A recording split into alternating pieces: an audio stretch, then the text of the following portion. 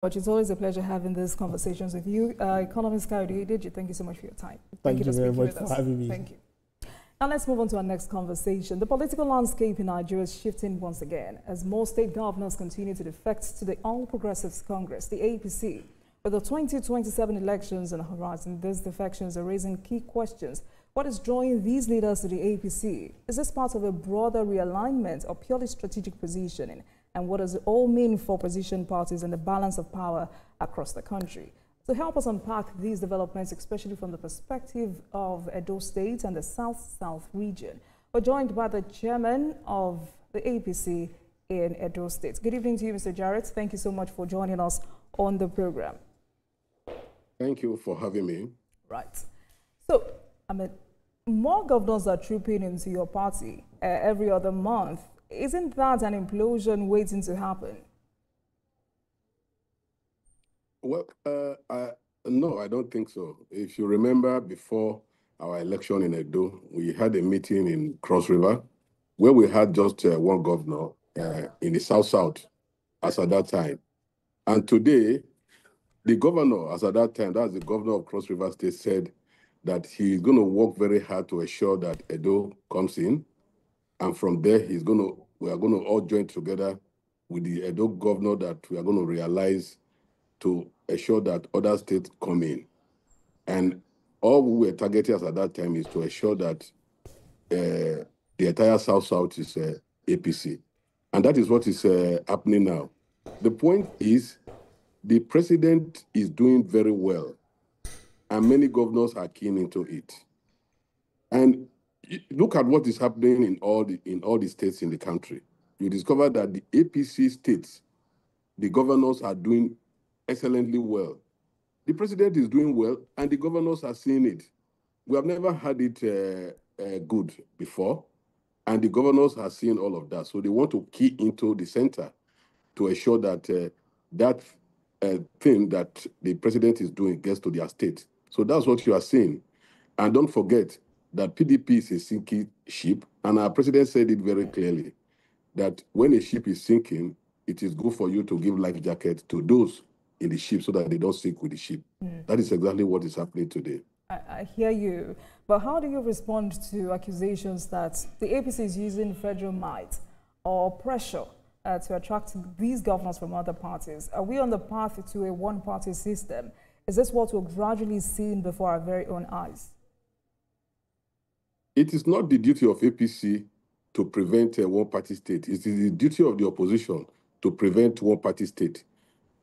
The APC, we are happy to have people coming to us.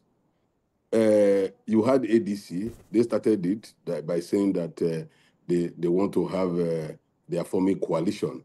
But they couldn't continue, but APC is doing it, and many people are keen into the program of the president. That's the reason why you are seeing a collapse in all other political parties.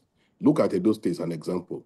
The governor came in. The governor who we took over from was a PDP governor. Look at what the governor of Edo State is doing now. Within a period of 9 months, he has done excellently well. Roads are everywhere. He's constructing the longest flyover in Nigeria, in Edo State, which has never happened before. So many states, even seeing this, is enough for people to start coming into the APC. And I'm sure you must have heard your colleagues from other parties. ADC, for instance, says 2027 elections will be between APC and Nigerians. I mean, this is directly implying that Nigerians wouldn't vote or would vote out the APC. Mr. Peter Obi also said the ongoing defections by state governors in the Southeast would not guarantee the political capture of the zone. Do you believe APC has delivered enough to win Nigerians over again in 2027? Nigerians are happy with APC. Everybody is happy with what the president is doing. And that is the reason why people are coming into the party. If you call Peter Obi saying this or that, Peter Obi is known for playing his politics in social media. And that is he's a baby politician when it comes to things like this. If he thinks that what has started in APC is a joke, he should wait. 2027 we show him. For instance, You can see the cap I'm wearing.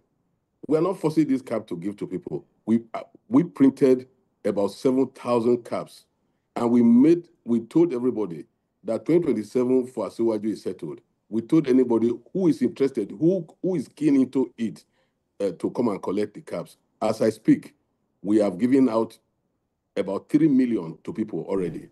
And don't forget that we are targeting about 3.5 million votes in Edo for the president, which is already guaranteed, which is already settled.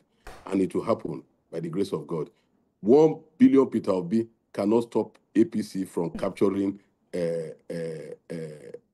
Southeast and Nigeria. And I must say that it takes a lot of confidence for you to call a former governor a baby politician. But quickly, do you agree that political structures on the ground, not just elite defections, determine electoral success? Is this something lacking in the APC? Let me tell you what political structure. In a state, you have the governor. And that state, you have the local government council chairman. And all of them will belong to that same party. So how do you penetrate?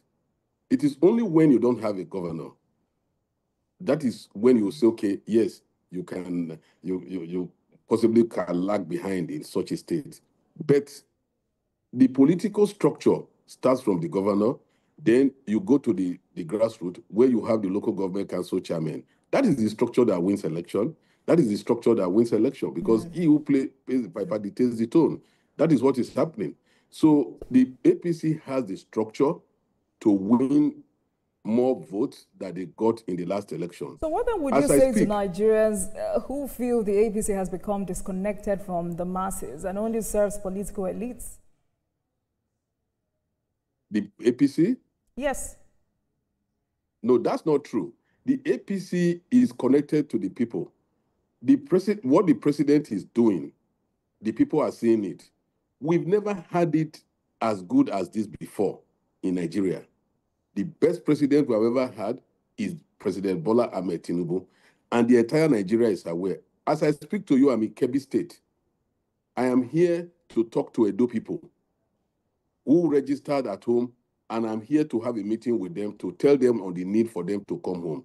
That is connection. We are connecting to the people, and that is virtually what all the state chairmen of APC are doing across the country. So at the end of the day, the votes we are going to have will be more than what we had before. I can break it down to you. In the last election, the president got about 8 million votes. Atiku got about 6 million votes. Peter Obi got about 5 million votes. As I speak, the Peter Obi vote, I can categorically tell you that it is divided into two right now. And one part of it is for the APC. The Atiku votes are divided into two. The better half of it is for the APC as I speak now. So the president is going to have vote going into 2027. He thinks it does. And he thinks it does. And he's a pro-people governor. He will remain there. As I speak, we even had to call the House of Assembly to try and check if there is a way a governor can do third term since it's a state thing. We are working on that. That is to say his second term is already guaranteed. That is the connection he has with his people. You heard him yesterday. He said that if you are not wearing a Asiwaju cap... So we'll get to that in a moment because Nigerians have started reacting to that. But what you have said earlier, I do not think in any way justifies this increase in ministries because some say this expansion is excessive and burdens the state financially. And also, you know, I'm not sure the cabinet expansion was part of the APC's broader governance blueprint for Edo State because I followed his campaign promises. It definitely looks like a response to internal political pressure and the need to reward loyalists. Am I correct? No, that's not true. That's not true. The governor, first of all, before he takes any steps, he must look at it critically and see how it will affect the people. Any action the governor has always taken is directed by God. His steps is directed by God, guided.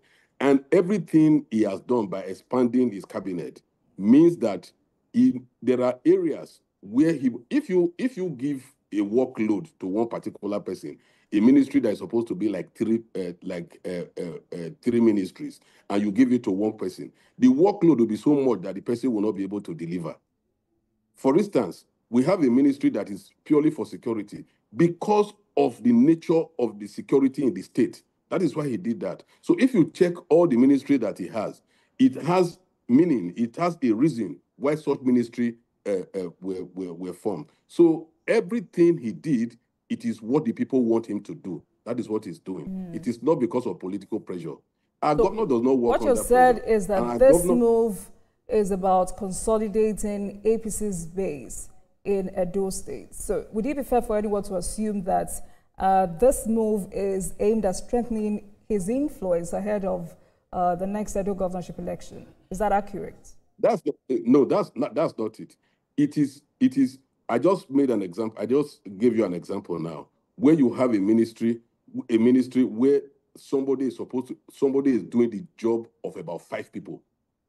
How will that person perform? How will that person deliver? That is what the governor critically looked at that made him to expand his cabinet. So the governor has also reintroduced Edo languages into school curriculum. He has approved a permanent appointment for over 5,000 contract teachers.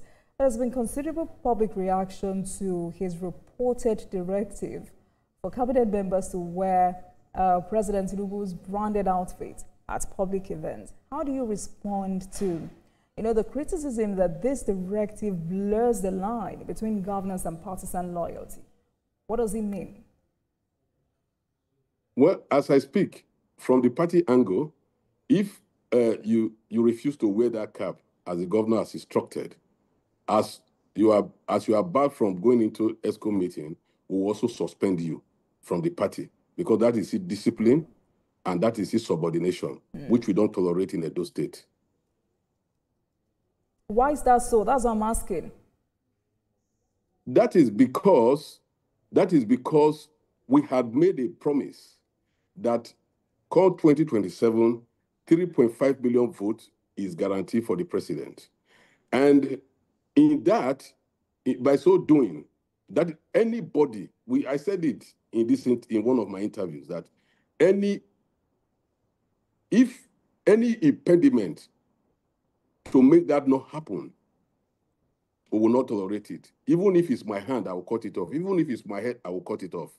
So what you saw there is to show you the loyalty. And everybody in the cabinet, everybody in Edo State has keyed into our realizing those 3.5 million votes. How does wearing the branded outfit translate to votes? That's the question, because critics also argue that such a directive undermines the principle of political neutrality in governance. Do you share that concern? Well, if you are a member of APC, I'm not a member. And you are, no, I said I'm just trying to. If somebody is a member of APC, and you have appointment, they give you an appointment, you are supposed to be loyal to the APC. And our loyalty, for instance, my loyalty is to the governor, and the governor's loyalty is to the president. That is, we are just expressing our loyalty to the president with that. And every person, there's nobody that is complaining in Edo State. There's nobody that is complaining. Any other person complaining are opposition. And they have better stop complaining, because and I think there are also some neutral persons trying to find out the motive behind this. I mean, just to tell you, for those who see this as an attempt to elevate party identity over the non-partisan expectations of public service, how do you reconcile loyalty to the president with the need for political inclusivity at the state level?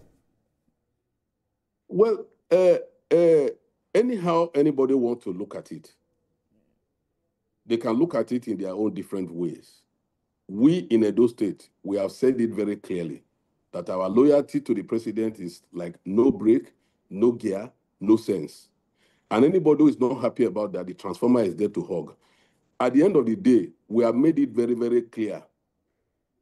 No Asiwaju cap, no ESCO, and it stands. And if you are barred from going into the ESCO without Asiwaju cap, you are barred, the party will suspend that person. All right.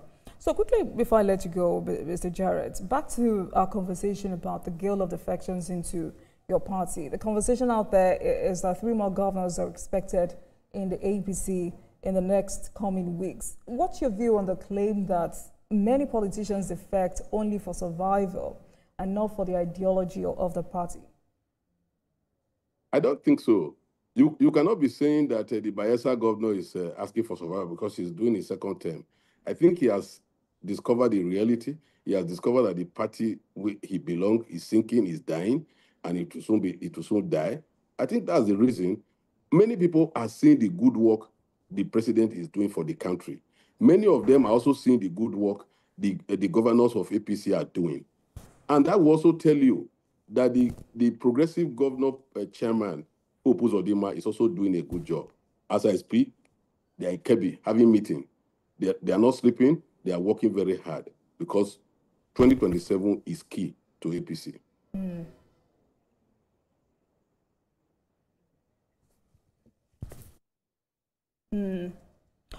All right, thank you so much for speaking with us tonight. I've been speaking with the chairman of the APC in Edo State, Mr. Jarett Tenebe. Thank you so much for your time with us on Politics Tonight. Thank you. Thank you. And thank you very much for watching, everyone. That marks the end of today's episode of Politics Tonight. But before we go, let's tell you that the views and reactions of our resource persons are theirs and have no connection with TVC News. Meanwhile, you can watch the repeat broadcast of this episode at 12:30 a.m. Get in touch with us on our social media handles, Facebook, Instagram, and X at TVC News NG and at Olajumoke using the hashtag Politics Tonight. We're also on YouTube at youtube.com/TVC News NG. I'm Olajumoke. Good night, everyone. I'll see you again tomorrow.